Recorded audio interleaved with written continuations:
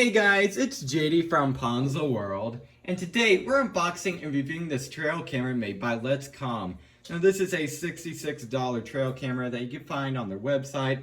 Links will be in the description below, and this thing is also on Amazon if you want to look at it on Amazon. Once again, links will be in the description below. Now off camera, I'm not going to really have him in my video in this case, but we have Adam, my friend, also known as Smoked Him.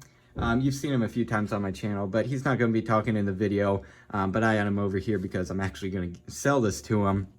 But anyways, so he was telling me some good things about this trail camera since he goes hunting all the time. He has two trail cameras. One that's, what, $120?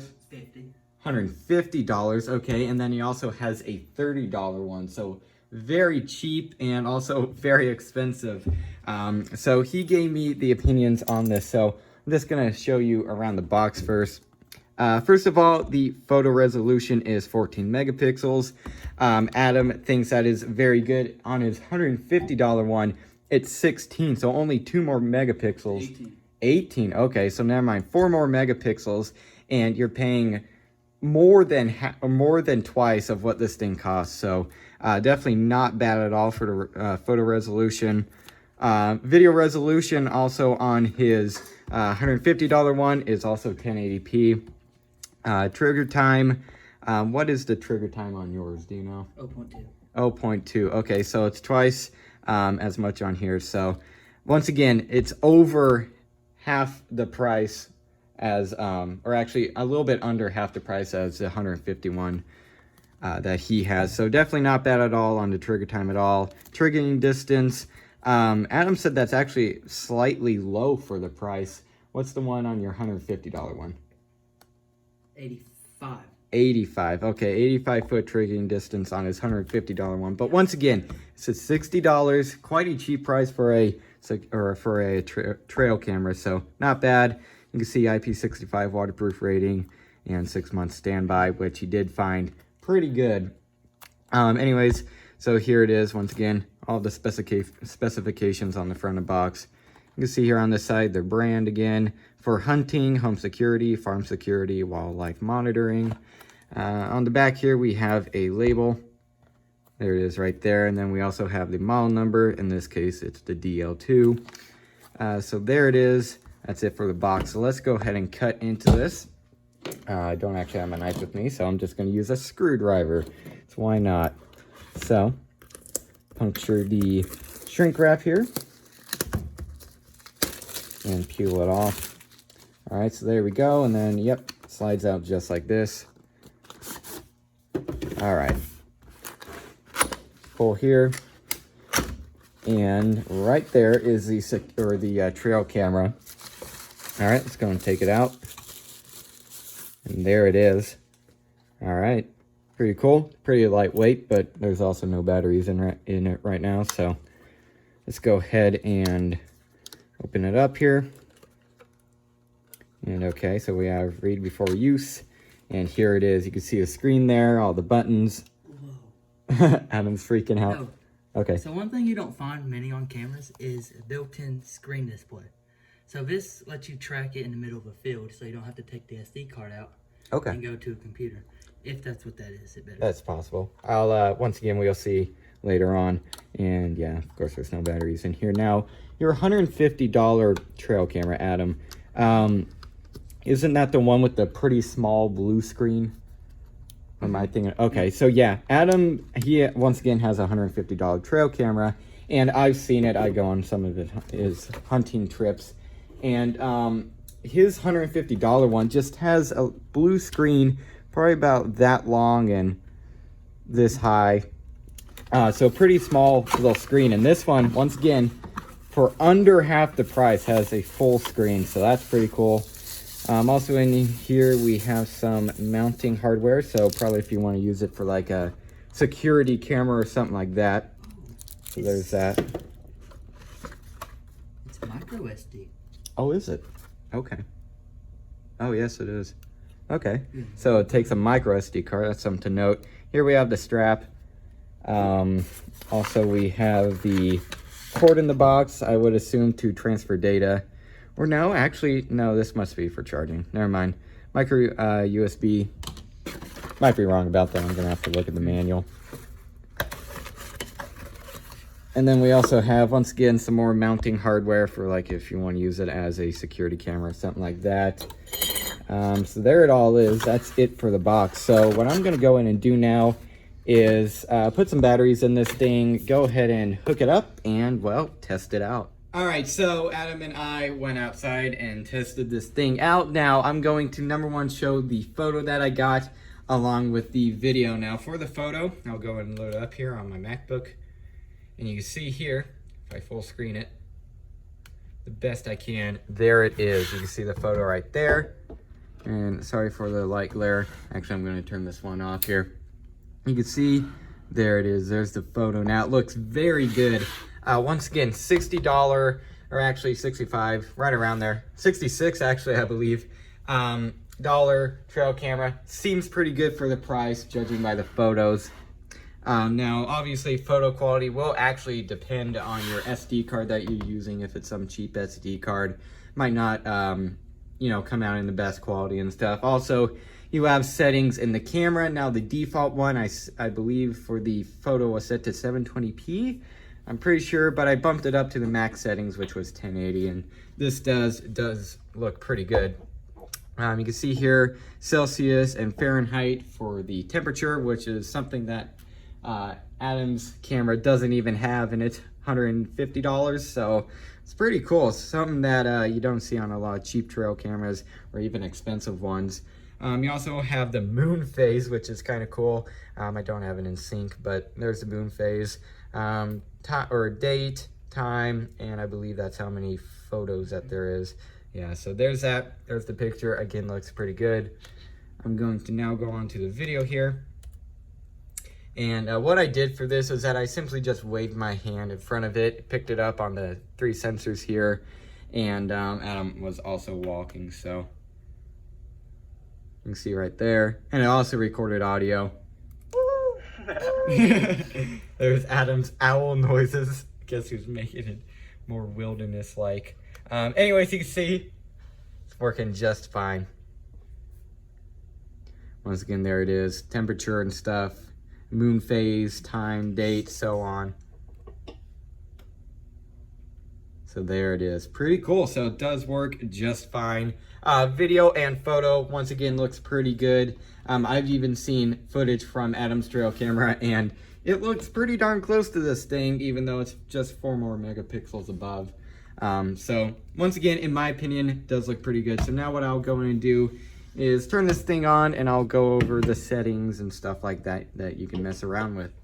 Okay, so basically the first thing on the inside of this camera is down at the bottom here, and I'm kind of afraid to pick this thing up because what happens is that it's freaking out between, it can't decide if it's nighttime or if it's daytime because the sensors are on the front, and some of them are getting light, some of them are not, and it's just freaking it out, so it's making a clicking sound. That's just how it is.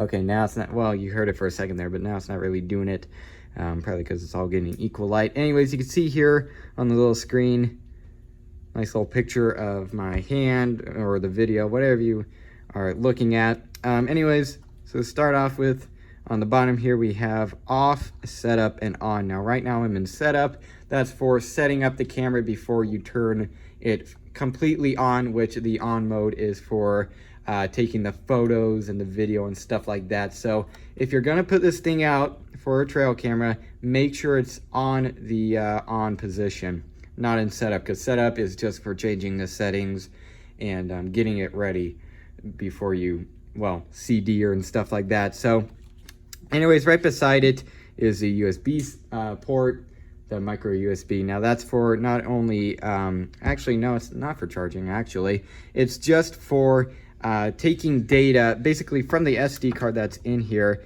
to your computer, which is pretty cool. Adam, does your camera have that? No. No, it doesn't. Okay, so not even his $150 camera, once again, has this. Now, once again, it's right there. Just plug in the cord. That's, where is it? Actually, I think we left it upstairs. Gosh darn it. I'll bring it down in a minute when I give my final opinions and stuff. But basically, you plug one end of the cord into there. the other end into your computer, and you, well, obviously transfer data. So very cool. Once again, here it is. Adam grabbed it. You can see, once again, micro USB. Plug this end into there, the other end to the computer, and you could transfer data and stuff like that. So again, not even something that Adam's camera has. So that's pretty cool. And now it's freaking out. Oh gosh darn, I hate that sound, even though it's just what it does.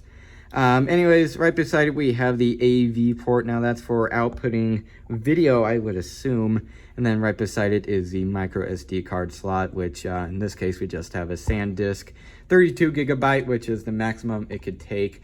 Now also it says this in the little quick start guide, I believe right here. Yeah, read before use. It says to make sure you have a name brand SD card in there, and I agree, because number one, if you have a low quality, it could probably actually make the quality of the photos and videos worse, just because if it's some cheap wish.com, for example, SD card, it's going to be cheap, it's not going to be good. So make sure you get something like a SanDisk at least, or something more premium. Anyways, let's go and once again turn this thing on. Once again, we're in the setup here. So first of all, you have menu, which in there you have your mode. I'm going to go and click that here. You can see you can change between photo, video, and photo and video. So that's pretty cool. We also have photo resolution here, which once again is at the top. Now you could go all the way down to 1 megapixel, which is going to be really horrible quality. But if you really want to save space, you can do that, although I don't really recommend it. Once again, we were at the maximum 14 megapixels.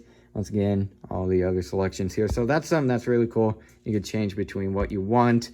For example, 14 megapixel, it's going to take up more memory than like the 12 or the 8 or something. So if you really want to save on space, bump it down to something like 8. Or once again, if you really want to, 1 megapixel, although I don't recommend it. Also, we have photo series, which, okay. So yeah, number one, it takes 1 photo, which is what we have selected. Or you could do 2 photos in a series, or 3 videos, or photos, sorry. You also have video resolution here, which once again we have maxed out at 920 by 1080p. So once again, basically 1080p. You also have 720p, 480p, another 480p. I believe that's just a little bit smaller of a 480p resolution. Then you also have 240p. Once again, if you're really wanting to save space, you can go ahead and use 240p, although it's going to be low resolution. You also have video length here, which in this case we have it to 15 seconds. Audio recording, which you could turn obviously on or off. In this case we had it on.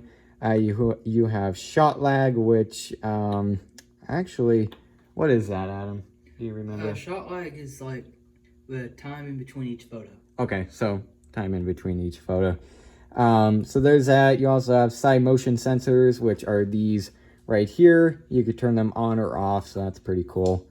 I'll just go and click on it for that. So there you go. You also have sensitivity motion sensors. Okay. Right now, okay, so it's sensitivity. We have it set to high. You have target recording time. In this case, we have that off. You also have time lapse, which does your, yeah, his $150 camera doesn't. Yeah, it does. It does. Okay. Yeah, I just don't have it on. Oh, okay. So never mind. This one does also have time lapse, so that's pretty cool in my opinion. Obviously, you can turn it off and on from here. You also have language, and then time and date, and photo stamp, which you can turn on and off, I would also assume. Yeah, so there you go. You also have password protection, which in this case we do have password protection on. So there's that. That's pretty cool. You also can turn off the beeps. You can see here if the beeps are on. In my opinion, it's kind of annoying. You can see, so we just turned them off. So that's pretty cool. We also have, gosh darn it, I quit out of it. Hold on. Oh no, that's pretty cool. It resumes to back where you were. You also have format memory card, serial number, and also reset settings, and or no, then we also have version. So there's that. There's all the different settings. I know people like seeing me go over that, so pretty cool. You also have here replay, which you could go back between photos and videos. I'm pretty sure I'm gonna have to figure that out. And also Adam here wants to say something. Okay. Okay, so if you're all going to do time lapse, one thing you all need to know is it takes up a lot of space because it's a bunch of Yes. videos and photos combined into one. Yeah. So it can take, like, I don't know how many you can set it to. It can take 30 photos or 30 videos and put them in one. Yeah. Which takes up a lot of space. Yeah. So if you want to do time lapse, make sure you either have as high of an SD card that the camera can hold, or just, if you want to get rid of it, be sure you want to get rid of it so you can save all that space. Yeah, I agree. Now, keep in mind, if you are going to do time-lapse mode for some reason, just be sure to bring down your resolution. And I'm in this replay mode. How do I get out of this? Anyways, I'm just going to turn it off. We're about done with it anyways. So, if you're going to be in the time-lapse mode, either have a 32 gigabyte SD card or bring the resolution way down, because if you want it in 1080p, a time-lapse video would probably only be an hour long until it runs out of memory. So if you're going to have a 32 gigabyte SD card and you're going to take a time-lapse or whatever gigabyte SD card you have, you really want to bring down that resolution for it to last as long as it can. Now, Adam, go ahead and show him the strap here. You can see I was unraveling this. Nice little strap here, pretty darn long. A nice feel. Oh, yeah, you're right. It's a locking. So that's pretty cool. And that's really about it. So what I'll go in and do now is end this clip, and I'll go and give you guys my final opinions. All right, so it's about a day later, and actually it's just about 23 hours later, and we've had the trail camera here at Adam's hunting spot on the tree. You can see here it is. Once again, been here for about 23 hours. Now we came down here. I have my MacBook here loaded with a photo that actually got taken by this camera. Anyways, we just came down here. We turned it off, took the SD card out, put it into a computer to see what we have. By the way, it's pointing from here right there to, what is this stuff called, Adam? Deer attracted, whatever you want to call it. Anyways, it's stuff you can buy at Walmart and stuff, and it attracts deers, obviously. So once again, we've had it here for about 24 hours, and we've found some interesting things. So first of all, I'm going to show you. We got some photos, and there's an ant on my computer. That's great. Anyways, so first thing here, it was at 2:38 a.m., assuming the time was right. Let's go and click on it. And it looks like, well, first of all, there's no deer, but right here, it looks like a possum or some sort of an other creature. Looks like a possum to me. Anyway, so got that. Second thing here, which was at 10:54 a.m. Now this right here is, it looks like a dog, but Adam is pretty sure it's a melanistic coyote. Is that right? Mm-hmm. Yes. Well, it could be a dog, but a melanistic coyote is a breed between a dog, a household dog, and an actual coyote. Yeah, so basically it's a dog, but it's also a coyote. So again, there it is. So that's very interesting, something that Adam's never seen. So if you look up melanistic coyote on the internet, they look exactly like this. So there's that. I also got another photo of that. You can see right there. So very interesting. I'm gonna click out of that here. We also got one at 11:04 a.m. It's just a crow. There's a few crow pictures on here. There's also a deer picture. You can see there's more crows and stuff. On down. Where is it? Yeah, once again, more crows. Which one is it? Do you know? Go down 2. Okay, right here. Oh, wait, what's that? A bobcat.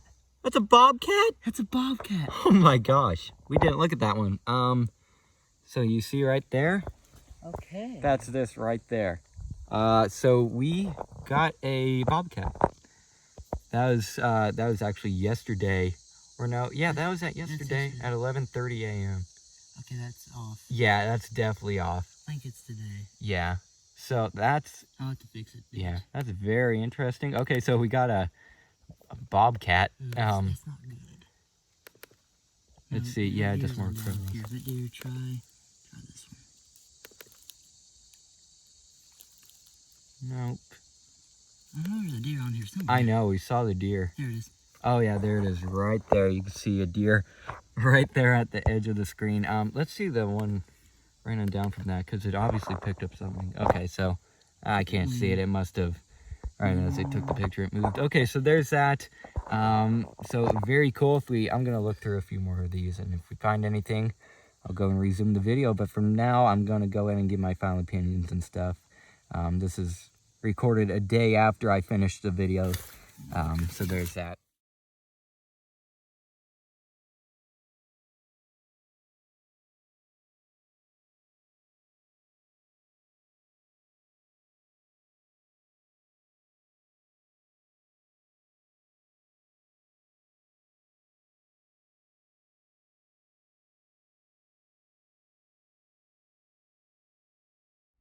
All right, so overall, what do I think of this trail camera? For the price, I think this thing is pretty good, and so does Adam over here, which once again, he has two trail cameras, one on the lower end, which is $30, and one on the higher end, which is $150. And once again, for the price of this thing, he thinks it's pretty good, and so do I. Now, first thing I'm gonna go over is build quality. Now, he said from a scale of 1 to 10, for the price of the build quality on this thing, he would give it about an 8. And personally, once again, I don't, have a bunch of trail cameras or anything like that, but I think this thing is pretty solid. It has a nice little weight to it. It didn't out of the box, but it also didn't have batteries, so feels pretty nice. Once again, the entire thing is plastic, but $60. So pretty good. Also, the strap here, I mean, it's a strap. There's not really much build quality to it, but seems pretty good. And Adam got it attached here in just like a minute, so pretty good. Also, this is pretty cool, and this is probably one thing that I would assume your camera didn't come with, is mounting hardware. It did. It did, okay. I just don't use it. All right, so once again, this thing here, $60, did come with mounting hardware. It came with screws and stuff, or if you want to use it as like a security camera or something like that, which you can actually do. It also has a little mount here. You can see, put 3 screws on here, and then the camera is on here, which actually, I'm not going to show it on video, but basically you put the bottom of the camera right here into this, and you could have this thing up on like a wall or something. So that's pretty cool. Didn't expect that to be in the box, but I guess it's a common thing. So overall, once again, I think this camera is pretty good. Video quality, picture quality was pretty darn good. So definitely for the price, if you're looking for a pretty decently cheap trail camera, go ahead and pick this thing up. So yeah, I guess that's really it for this video. Hope everybody enjoyed, and don't forget to like and subscribe. I'll see y'all next time. Goodbye.